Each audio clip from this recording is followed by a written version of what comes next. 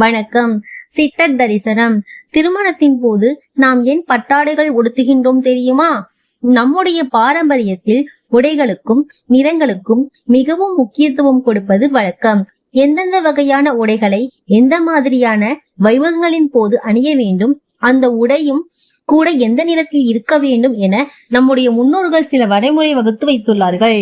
இவற்றிற்கு என்ன காரணம் என பலருக்கும் தெரியாது.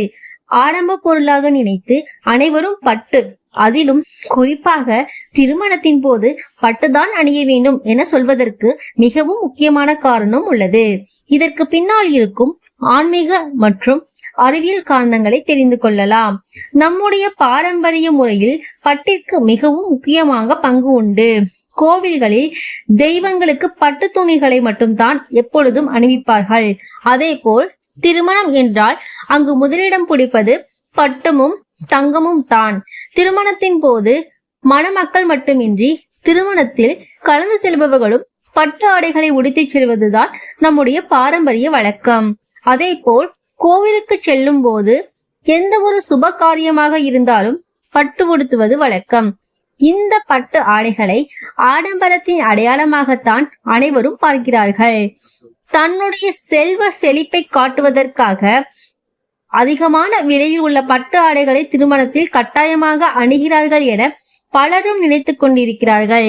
ஆனால் நம்முடைய முன்னோர்கள் வகுத்து வைத்த ஒவ்வொரு பாரம்பரிய சடங்குகள் சம்பிரதாயத்திற்கு பின்னால் ஆன்மீகம் மற்றும் அறிவியல், விஞ்ஞானம் என பல வகைகளிலும் நமக்கு நன்மைகள் பல வழங்கக்கூடிய எத்தனையோ விஷயங்கள் உள்ளன. அப்படி நமக்கு தெரியாத ஆச்சரியமூட்டும் ஒரு விஷயம்தான் பட்டு. திருமணத்தின் போது பட்டு அணிய காரணம் என்னவென்று கூறுகிறேன்.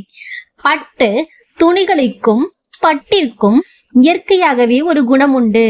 அதாவது பட்டிற்கு எளிதில் சில நல்ல வகையான கதிர்களை தக்க வைத்துக் கொள்ளும் சக்தியும், தீய கதிர்வீச்சுக்களை, அதாவது நோயாளிகளின் சுவாசம், ஓசோன் படலத்தில் இருந்து வரும் அசுத்த கதிர்கள் போன்றவற்றை தடுத்து உடலிற்கு வலிமை அளிக்கும்.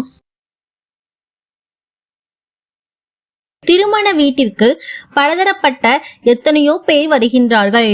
அதில் யார் எப்படி என்று தெரியாது. எனவேதான் மணப்பெண்ணிற்கும் மணமகனிற்கும் ஆரோக்கியமான வாழ்வு வேண்டும், தொற்று நோய்கள் பரவக்கூடாது என்பதற்காகவே பட்டு உடுத்த வேண்டும் என வைத்துள்ளனர். இதை சில நாடுகளும் தற்பொழுது ஆராய்ச்சி செய்து கொண்டு வருகின்றன. கோவிலுக்கு செல்லும் பொழுது ஏன் பட்டு புடவை அணிகிறார்கள் என்றால், நல்ல கதிர்வீச்சுகளை தக்க வைத்துக் கொள்ளவே. அதன் காரணமாகவே பட்டு ஆடையை அணிகிறார்கள். பட்டின் சிறப்பை பற்றி நாம் பார்ப்போம். பட்டிற்கு தோஷம் கிடையாது. அதனால்தான் எத்தனை வகையான புடவைகள் வந்தாலும் பட்டு புடவைக்கு இருக்கும் மதிப்பு காலம் காலமாக குறையாமல் உள்ளது.